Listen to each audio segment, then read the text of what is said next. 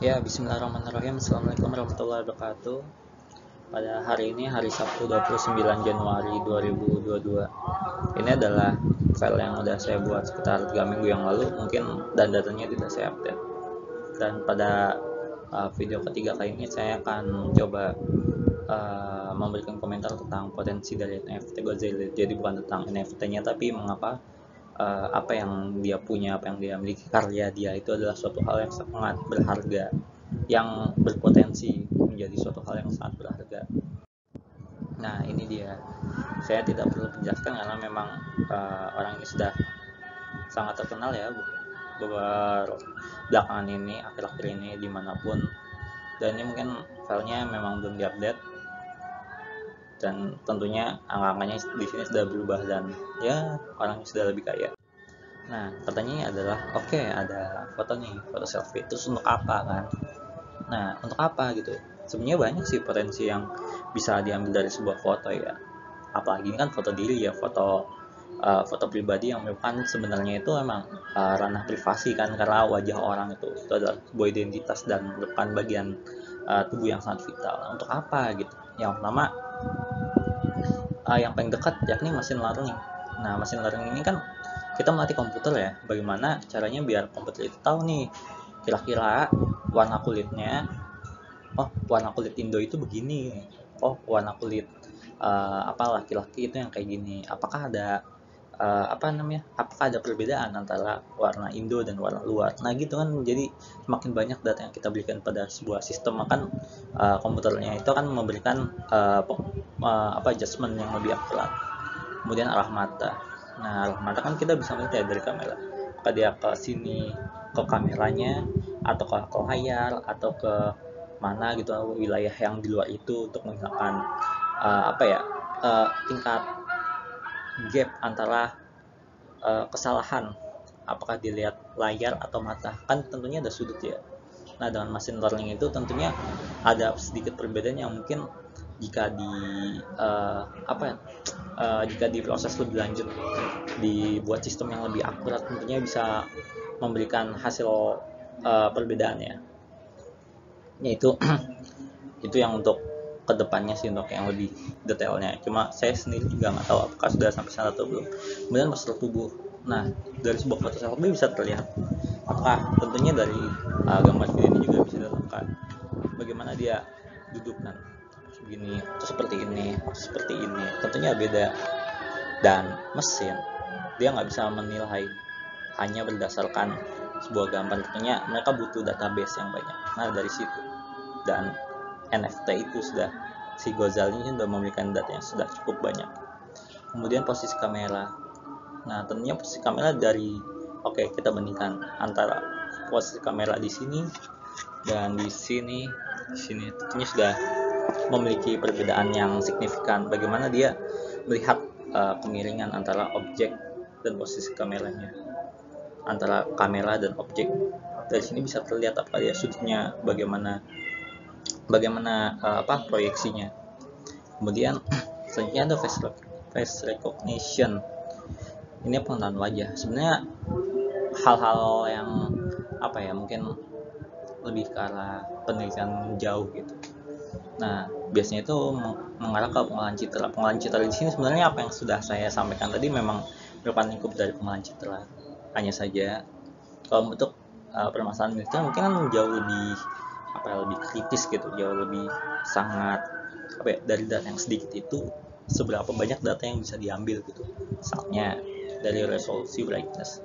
Nah, dari resolusi yang kecil nih, misal bisa nggak sih resolusi yang kecil ini bisa dibuat versi besarnya untuk melihat detail-detail yang mungkin tidak terlihat jika di zoom gitu. Dan entah bagaimana caranya dari file kecil itu memang bisa di zoom, terus gambarnya ditajamkan ya, seperti yang di film-film. Dengan adanya foto Gozali itu menjadi banyak database. Oh, ini versi besarnya segini, kira-kira kalau kita perkecil, sangat perkecil gitu, apakah kita bisa mendeteksi konversi dari yang kecil ini ke besarnya itu tingkat seberapa akuratnya gitu. Itu kan pengolahan citra lebih lanjut kan. Kemudian dari brightness-nya, jika diatur lebih gelap kan, muka Gozali sama ya memang seharusnya sama, dilihat nih ya, mana yang gelap mana yang terang kan. tentunya kan kita sebagai manusia lebih mudah membedakannya. Oh, ini orang yang sama gitu, tapi tidak dengan mesin. Dan ini sebenarnya face recognition ini sudah diterapkan di banyak hal, hanya saja tentunya untuk bagian militer tentunya jauh lebih high end lah, lebih expert lagi, hal mungkin yang jauh lebih dari apa yang saya sampaikan. Kemudian lokasi dan waktu.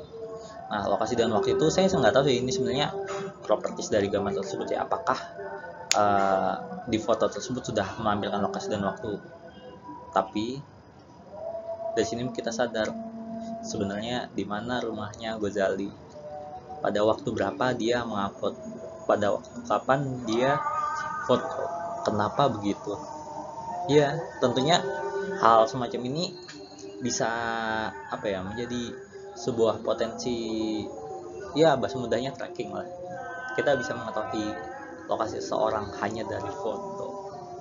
Nah, tentunya perlu ada uji coba lebih lanjut, tentunya tentang ranah militer kan, soal untuk badan intelijen atau ya kepolisian lah sederhananya. Tapi yang pasti intelijen harus punya alat seperti itu.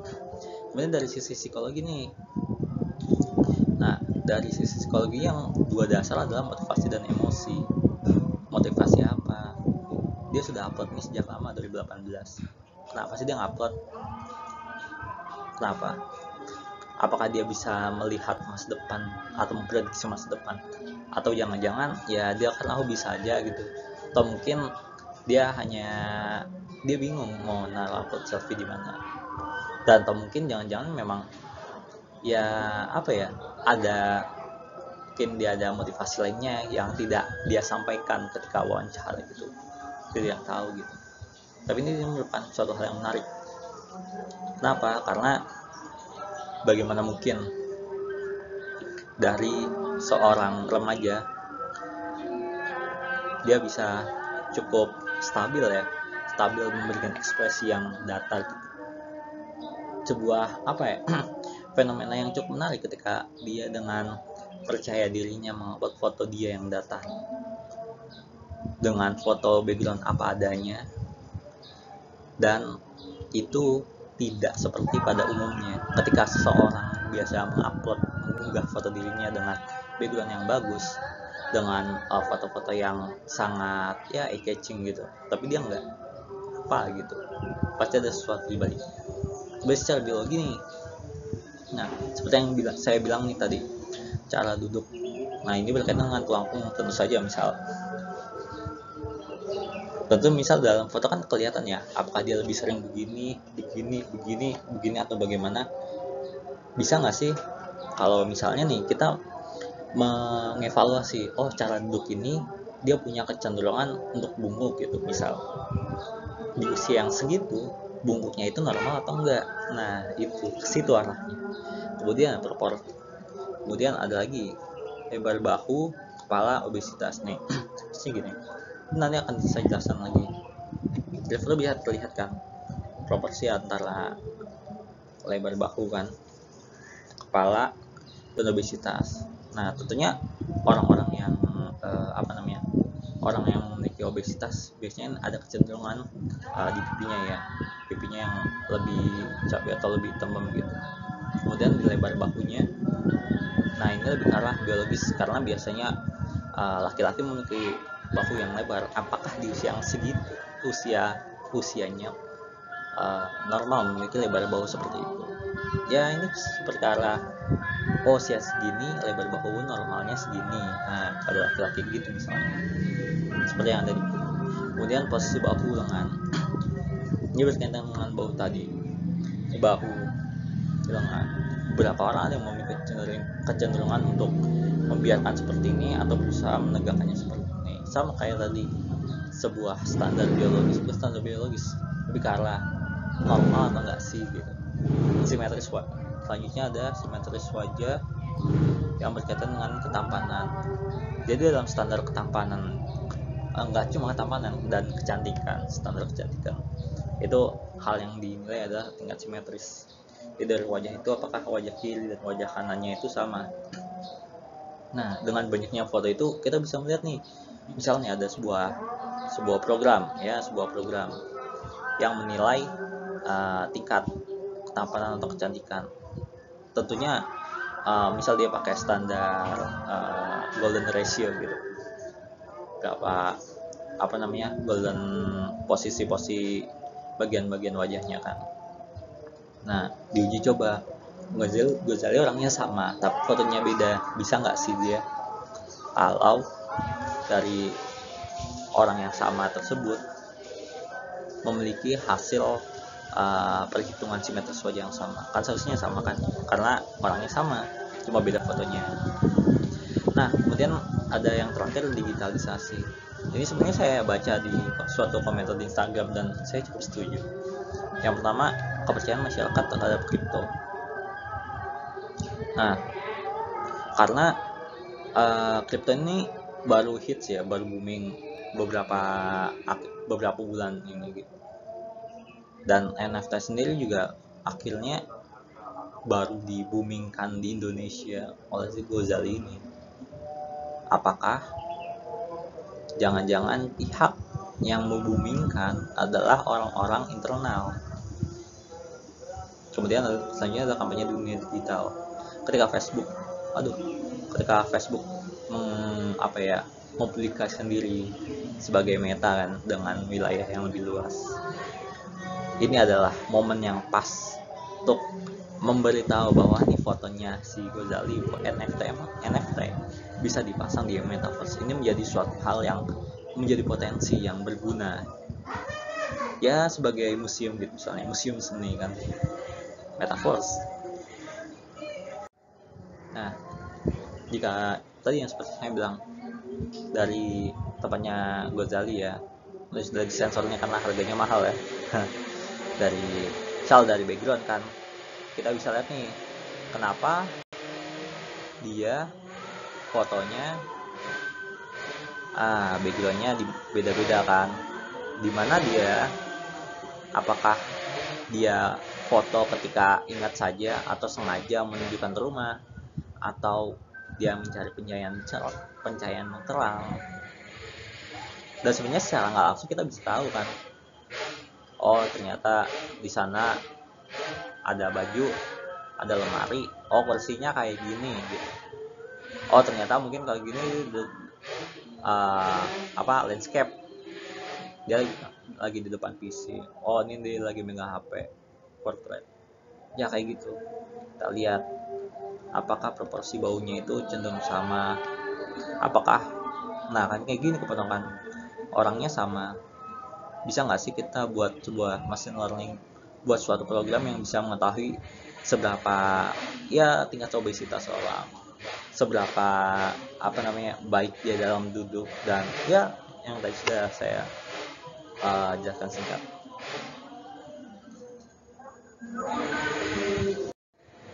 Nah, dari machine learning tadi kita lihat langsung. Kalau Indo ya, berarti kan coklat standarnya. Coklat. Nah, pertanyaannya seberapa coklat? Kita harus mempertimbangkan cahaya. Habis itu mempertimbangkan lokasi kan. Apakah itu lokasi sempit atau lokasi luas? Karena warna kulit itu sama. Bisa nggak sih machine learning membedakan itu dengan mempertimbangkan cahaya? Kemudian arah mata itu, bisa kita lihat apakah dia melihat lurus ke sana atau ke sana. Dari mana? Dari arah kamera. Jadi antara arah mata dan posisi kamera ini bisa merupakan dua fungsi ya. Ibaratnya kalau hasil foto itu adalah Y, ya kira-kira X tambah Z lah ya,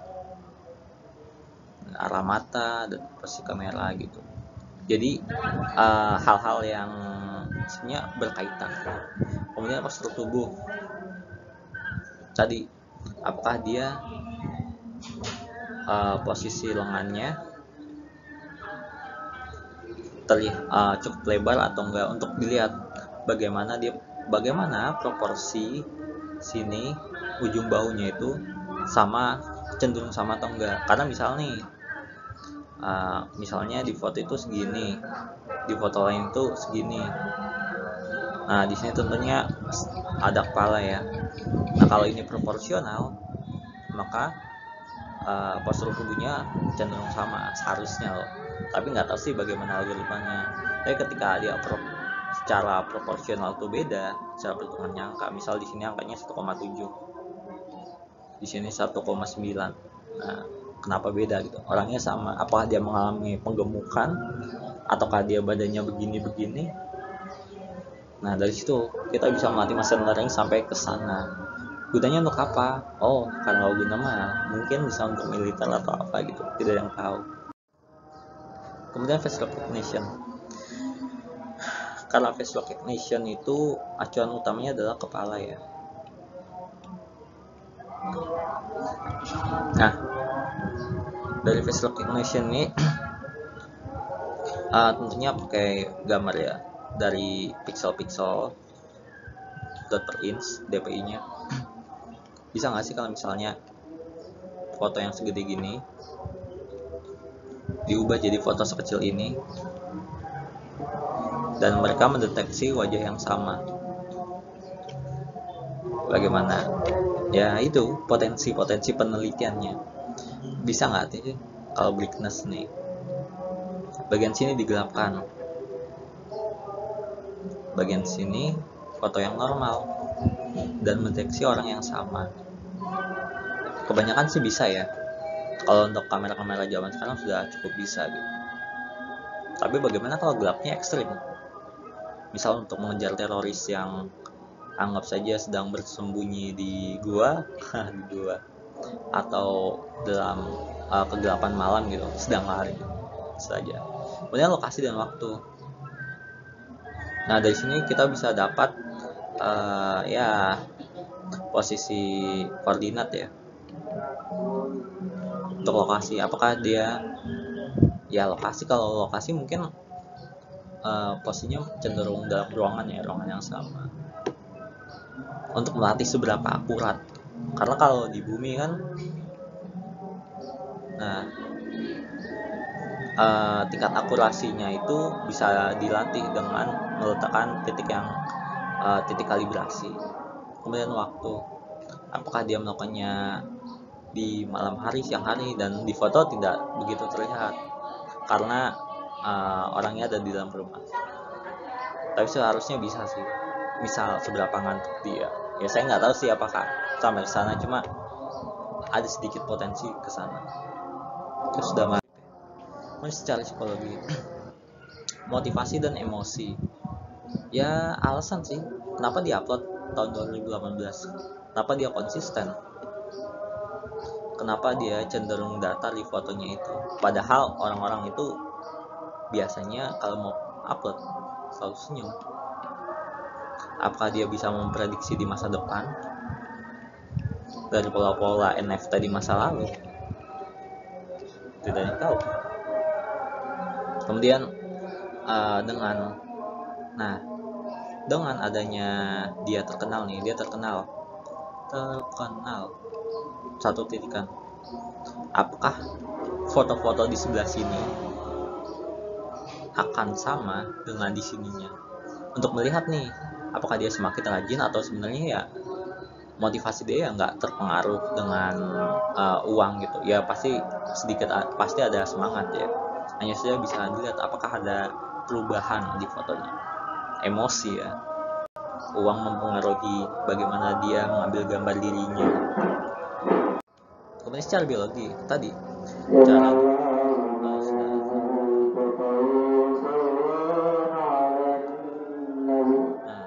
dari cara duduk bisa dilihat apakah tulang punggung dia seperti ini dari sudut kameranya. Kemudian dari lebar bahu, dari lebar bahunya bisa dilihat seberapa proporsi antara lebar bahu dan kepalanya. Apa begini, tentunya beda antara yang begini dan seperti ini, antara untuk tegap dan tidak.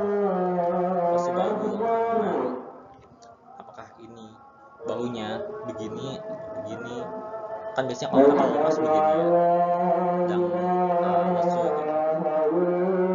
Simetris wajah seperti yang sudah kayak saya katakan tadi, proporsi antara sisi kanan dan sisi kiri, karena biasanya orang-orang yang memiliki wajah rupawan itu cenderung simetris. Kemudian yang terakhir, masalah digitalisasi. Sebenarnya ini udah dari 3 minggu yang lalu, cuma bisa dilihat bahwa Ethereum itu cenderung naik sih. Saya nggak tahu sih, mungkin nanti karena ada Gozali bukan lagi naik lagi atau gimana. Hanya saja kita jadi percaya gitu, yang sebelumnya nggak tahu sama sekali, akhirnya ada ternyata uang kripto, ada loh NFT gitu. Saya coba invest ya, kayaknya ini potensial. Itu poinnya, dunia digital metaverse. NFT untuk apa sih? Oh, bisa lah untuk metaverse gitu, kita buat suatu museum gitu di metaverse, foto yang kita punya, ya udah kita suruh bayar aja orang yang mau masuk, mau ke museum kita bayar, jadi uang lagi pada ujung-ujungnya. Ini adalah sebuah proses yang menarik sebenarnya, karena benar-benar baru. Dan yang terakhir, saya ucapkan terima kasih karena sudah menonton sampai akhir. Intinya jangan percaya dengan apa yang saya katakan, selamat mengkritisi, dan jangan percaya, jangan percaya, karena itu cuma opini yang mungkin salah, yang sangat salah ya. Namanya juga celotekan. Assalamualaikum warahmatullahi wabarakatuh.